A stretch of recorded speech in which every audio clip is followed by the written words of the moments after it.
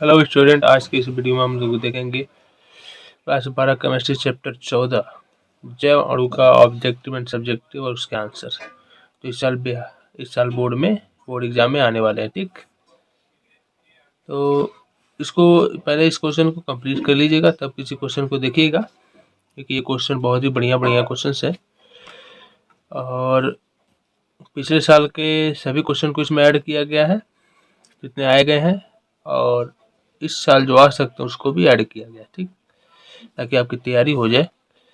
चलिए तो पहला शुरू करते हैं। पहले इन क्वेश्चन को कंप्लीट कर लीजिएगा, देख लीजिएगा, तब कोई और क्वेश्चन देखिएगा।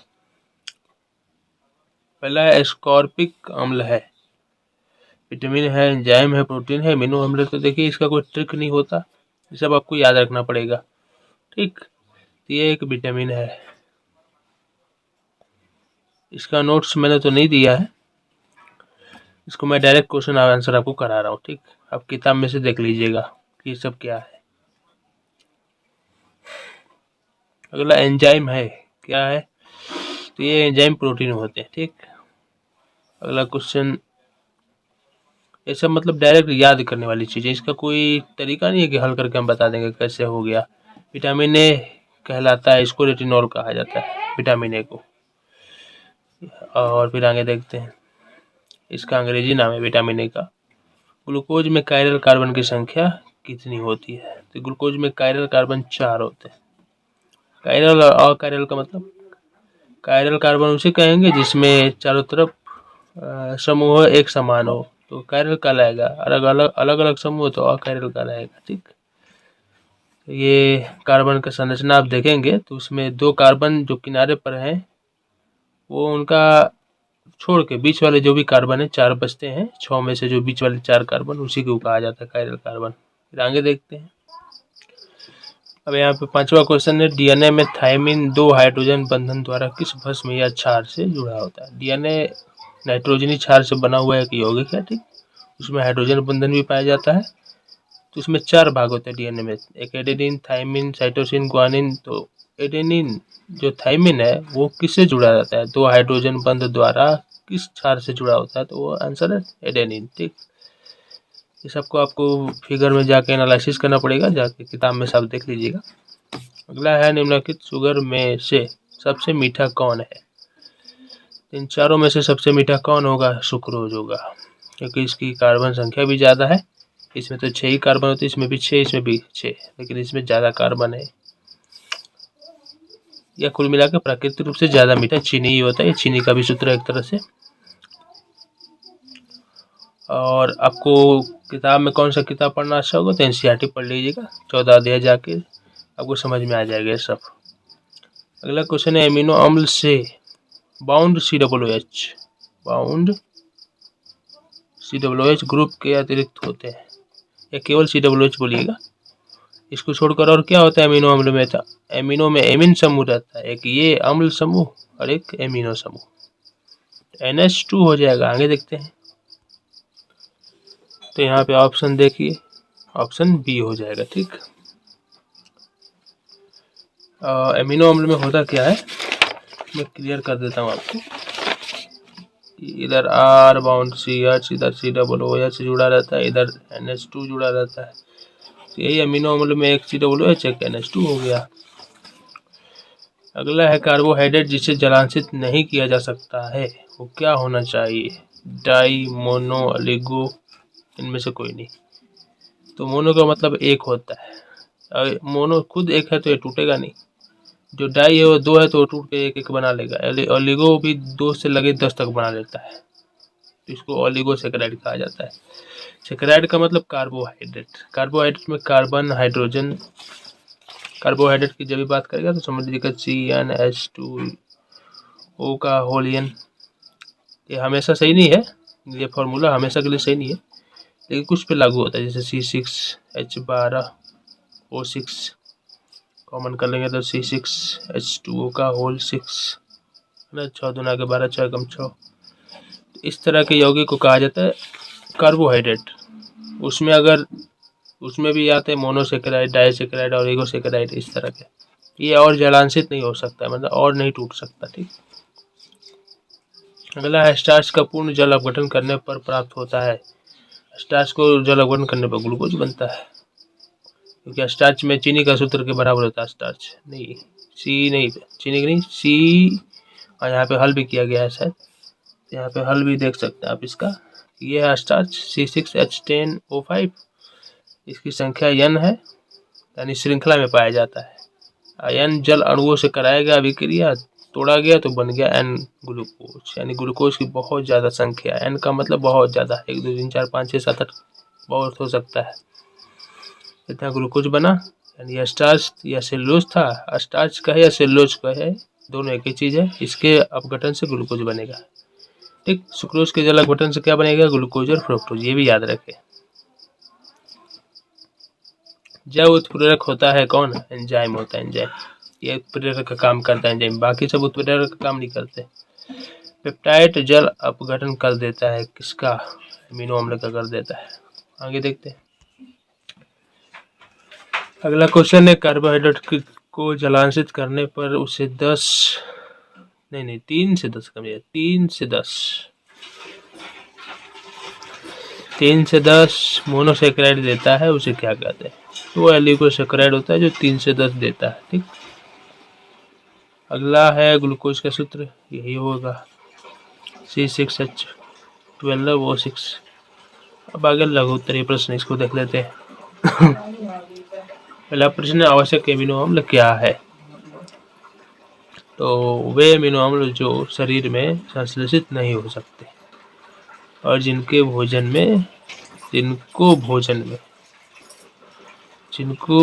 में लेना आवश्यक है,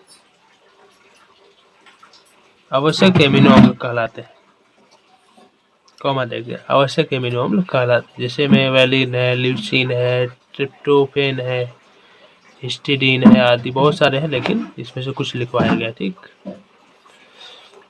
तो ये शरीर में बनते नहीं, इनको लेना पड़ता बाहर से दवाई के रूप में या किसी चीज़ से। अगला एमिनो अम्ल क्या है? एमिनो अम्ल देखते हैं। एमिनो अम्ल में एमिनो समूह, एमिनो यानी NH2 और कार्बोक्सिल यानी COOH क्रियाशील समूह उपस्थित होते हैं। कार्बोक्सिल समूह आगे देखते हैं। यहाँ पे बता रहा है कि कार्बोक्सिल समूह के अनुसार जो एमिनो समूह है NH2, उसकी अपेक्षित स्थिति यानी COOH के अनुसार तुलना करके, अपेक्षित का मतलब तुलना करके जो स्थिति होती है, उस आधार पे उस अमीनो अम्ल को अल्फा, बीटा, गामा, डेल्टा आदि में बांटा जा सकता है। प्रोटीन के जल अपघटन से केवल अल्फा एमिनो अम्ल ही बनता है, इसलिए अल्फा के बारे में दिया गया आपको। RCH यहाँ पे NH2 लगा है। इस कार्बन को छोड़कर जो कार्बन होता है उसे अल्फा कार्बन कहते हैं। ये पुराने पद्धतियों में चलता था, अल्फा, बीटा, गामा। अब तो 1 2 चलता है UPSC के अनुसार। तो ये अल्फा कार्बन पे जुड़ा है, इसलिए अल्फा एमिनो अम्ल। इधर बीटा पे जुड़ा होगा तो बीटा एमिनो अम्ल। प्रोटीन के जल अपघटन से प्राप्त होता है क्या? Alpha amino. ये बात ध्यान रखें, BBI लाइन है। ठीक, 1 नंबर में भी काम आ जाएगा ये लाइन, ऊपर वाला ये वाला। अगला प्रश्न है, एंजाइम क्या है? तो जीवधारियों में होने वाली विभिन्न रासायनिक अभिक्रियाओं जैसे भोजन का पाचन, उपयुक्त अणुओं का 2 बार रिपीट हो गया ना, कोई एक लेते हैं। उपयुक्त अणुओं का अवशोषण और ऊर्जा का उत्पादन आदि कुछ जैव उत्प्रेरकों की सहायता से होता है, इन्हें एंजाइम कहते हैं। लगभग सभी एंजाइम गोलाकार प्रोटीन होते हैं। मतलब क्या है, जो भी जीव धारण करने वाले जीव हैं, जैसे हम लोग या अन्य छोटे बड़े सब रासायनिक अभिक्रियाएं करते हैं। ठीक, उनके शरीर में जो जो रासायनिक अभिक्रिया होती है, जैसे भोजन का पचना एक रासायनिक अभिक्रिया है, तो उन अणुओं का, जो भोजन के पाचन में जो अणु भाग ले रहे हैं, अणुओं का अवशोषण, ठीक, और ऊर्जा उत्पादन आदि बिना किसी उत्प्रेरक के नहीं हो सकता। ठीक, तो उसको उत्प्रेरित करने के लिए जो चीज़ आता है उसका नाम रखा गया एंजाइम। शरीर में बनते हैं, जो भोजन में आकर भोजन को पचाते हैं, उनके अणुओं को अवशोषित कर ऊर्जा हमारे शरीर में देते हैं, इन्हें एंजाइम कहा जाता है। ये सभी के सभी को बताया जा रहा है कि सभी गोलाकार होते हैं और ये प्रोटीन अणु ही होते हैं, यानी एंजाइम भी क्या है? प्रोटीन ही है। आगे बता रहे, जैसे माल्टोस का ग्लूकोज में जल अपघटन,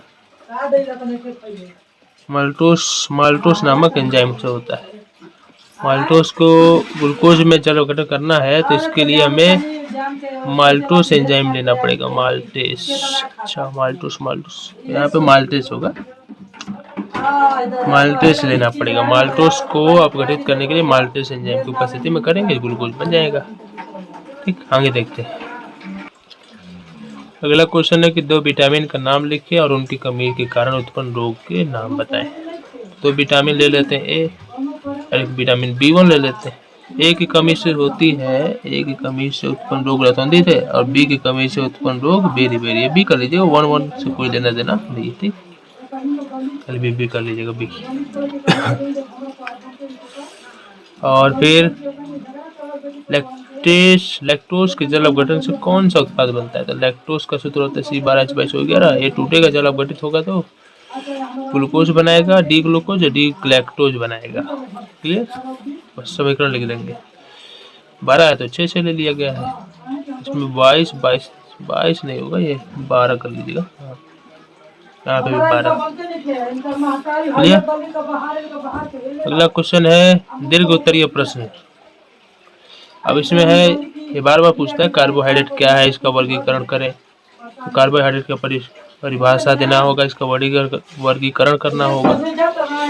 तो इसका आंसर मैं अभी दिखाता हूँ। ठीक, ये यहाँ पे लिखा है कि इसका पीछे के पेज पर दिया गया आंसर मैं दिखा रहा हूँ। अभी इसका आंसर उसको लिख लीजिएगा। तो यहाँ से आंसर देखेंगे, हेडिंग है कार्बोहाइड्रेट और इसका आंसर देख लेते हैं। यहाँ पे लिखा है कि पॉलीहाइड्रोक्सी एल्डिहाइड यानी एल्डिहाइड से जुड़े कई सारे हाइड्रोक्सी समूह। ठीक, एल्डिहाइड का मतलब CHO और CHO से जुड़े उसके कार्बन से जुड़े OH को हाइड्रोक्सी कहा जाता है, वो भी कई सारे। इसको हम लोग एल्डोज कहेंगे, एल्डोज या पॉलीहाइड्रोक्सी कीटोन भी कहा जा सकता है। एल्डिहाइड हो सकता है या कीटोन भी हो सकता है, CO, या वे सभी कार्बनिक यौगिक जो जल में अपघटित होकर पॉलीहाइड्रोक्सी एल्डिहाइड कीटोन देते हैं। जल में डालने पर पॉलीहाइड्रोक्सी एल्डिहाइड कीटोन देते हैं, कार्बोहाइड्रेट कहलाता है। ठीक, हाइड्रोक्सी का मतलब उसमें OH रहेगा और एल्डिहाइड CHO भी रहेगा, कीटोन CO भी रहेगा। ठीक, इस तरह के यौगिक को कहा जाएगा कार्बोहाइड्रेट। ऐसे ही आप देख रहे हैं ना सूत्र, इसको आप बढ़िया से जब इसको सजाइएगा स्ट्रक्चर इसका, तो उसमें आपको OH मिलेगा, फिर CHO भी मिलेगा, CO भी मिलेगा, इसलिए इसको कहा गया कार्बोहाइड्रेट। हम तो सीधा रट लेते हैं, ग्लूकोज का सूत्र इतना होता है, सुक्रोज का इतना होता है, लेकिन उसमें कौन कौन सी संरचना होती है ये सब हम लोग नहीं बताया जाता या ध्यान नहीं देते, लेकिन इसका इस अध्याय में दिया गया है। ठीक, जैसे में इसको शर्करा सुक्रोज का सूत्र है, ग्लूकोज का है, स्टार्च का है, रैमनोज का है, फ्रुक्टोज का है। सूत्र लिख देंगे। अब कह रहा है कुछ कार्बोहाइड्रेट स्वाद में मीठे होते हैं, उन्हें शर्करा कहते हैं। जो मीठा कार्बोहाइड्रेट तो शर्करा कहलाएगा। घरेलू उपयोग में आने वाले सामान्य शर्करा को सुक्रोज कहते हैं। जो घर में हमारे यूज होता है चीनी, उसी को सुक्रोज कहा जाता है। एंड सुक्रोज का सूत्र हो जाएगा वही जो यहाँ पे दिया गया C12H22। आगे देखते हैं, यहाँ पे दिया है आगे कि जबकि दूध में पाए जाने वाले शर्करा को दूध शर्करा या लैक्टोज कहते हैं। कितने दूध के पाउडर बनाए जाते हैं, वो भी मीठा लगता है हमें, चीनी से बहुत ज़्यादा अच्छा लगता है, शुगर की मात्रा भी उसमें नहीं होती, तो ये लैक्टोज कहलाता है। इसका भी सूत्र चीनी के बराबर ही होता है। ठीक, लेकिन क्या ये सब लिखना जरूरी है? नहीं, आप कार्बोहाइड्रेट का परिभाषा लिख कर डायरेक्ट यहाँ पे आ जाइए, कार्बोहाइड्रेट का वर्गीकरण। इसे नहीं भी लिखेंगे तो चलेगा। तो कार्बोहाइड्रेट का वर्गीकरण में लिखेंगे कि कार्बोहाइड्रेट को जल अपघटन में उनके व्यवहार के आधार पर निम्नलिखित भागों में बांटा गया, 3 भागों में, मोनोसेकेराइड, ओलिगोसेकेराइड, पॉलीसेकेराइड। तो ये लिखना टाइम पास है, इसको मत लिखिएगा, डायरेक्ट आप तीनों लिख दीजिएगा, तो तीनों को वर्णन कर दीजिएगा। मोनोसेकेराइड क्या है? तो वे कार्बोहाइड्रेट जिनको पॉलीहाइड्रोक्सी एल्डिहाइड या कीटोन के और अधिक सरल यौगिकों में जल अपघटित नहीं किया जा सकता, या सीधा लिख दीजिएगा कि वे कार्बोहाइड्रेट जिन्हें और अधिक सरल यौगिक में जल अपघटित नहीं किया जा सकता मोनोसेकेराइड कहलाते हैं। ये वाली बात बार बार लिखने की कोई जरूरत नहीं, जैसे में ग्लूकोज, फ्रक्टोज, राइबोस आदि। दूसरा है ओलिगोसेक्राइड, कहेंगे वे कार्बोहाइड्रेट जिनके जल अपघटन से मोनोसेक्राइड भी नहीं, मोनोसेक्राइड के 2 से 10 तक इकाइयाँ प्राप्त होती है। मोनोसेक्राइड के 2 से 10 तक इकाइयाँ प्राप्त होती है, ओलिगोसेक्राइड कहलाता है। इसको तोड़ेंगे तो 2 से 10 तक इकाई मिलेंगी मोनोसेक्राइड की, ओलिगोसेक्राइड को तोड़ने पर। और कहीं कहीं 3 दिया है, उससे कोई फर्क नहीं पड़ता, आगे देखते हैं। यहाँ पे अगले पॉइंट में बता रहा है कि जब जल अपघटन या अपघटन से प्राप्त उत्पाद नहीं प्राप्त मोनोसेक्राइडों की संख्या के आधार पर इन्हें फिर डाइसेक्राइड, ट्राइसेक्राइड आदि में बांटा जा सकता है। फिर 2 से 10 तक ये देते हैं, तो 2 होगा तो डाई, 3 होगा तो ट्राई, 4 होगा तो टेट्रा। सभी का वर्णन करने का मतलब यहाँ पे टाइम पास है ना, हमें तो शॉर्टकट में आंसर लिखना है, तो यही इसी तरह लिख के छोड़ दीजिएगा। फिर है डाइसेक्राइड के जल अपघटन से प्राप्त हो तो मोनोसेक्राइड इकाई समान या अलग अलग हो सकती है। अच्छा, डाइसेक्राइड के जल अपघटन से प्राप्त उत्पाद या तो मोनोसेक्राइड, अच्छा प्राप्त मोनोसेक्राइड इकाई समान या अलग अलग हो सकती है। ये वाला बीच वाला काट देंगे, प्राप्त मोनोसेक्राइड इकाई समान या अलग अलग हो सकती है। ठीक, जैसे एक सुक्रोज है, डाइसेक्राइड है, इसको तोड़ेंगे तो 2 अलग अलग मोनोसेक्राइड मिलेंगे, एक ग्लूकोज एक फ्रक्टोज। बस इतना लिख देंगे, हमारा काम हो जाएगा। आगे है तीसरा पॉलीसेक्राइड, तो क्या कह रहा है कि वे कार्बोहाइड्रेट जिनके जल अपघटन पर अत्यधिक संख्या में मोनोसेक्राइड इकाइयाँ प्राप्त होती है, 10 से भी ऊपर, तो इसे पॉलीसेक्राइड कहा जाएगा। जैसे मिस्टार्च को लीजिए, सेलुलोज, ग्लाइकोजन, गोंद आदि। कार्बोहाइड्रेट को अपचाई और अनअपचाई शर्करा में भी बांटा जा सकता है। आप परीक्षा में पॉलीहाइड्रोक्सी तक भी लिख देंगे, पॉलीसेक्राइड तक तो भी हो जाएगा। ठीक, इतना लिख के छोड़ देंगे। नहीं आपको ये भी मन होगा लिखने का तो देख लीजिए, मैं दिखा देता हूँ कि यही कार्बोहाइड्रेट को इस अपचाई और अनअपचाई शर्करा में भी बांटा गया है।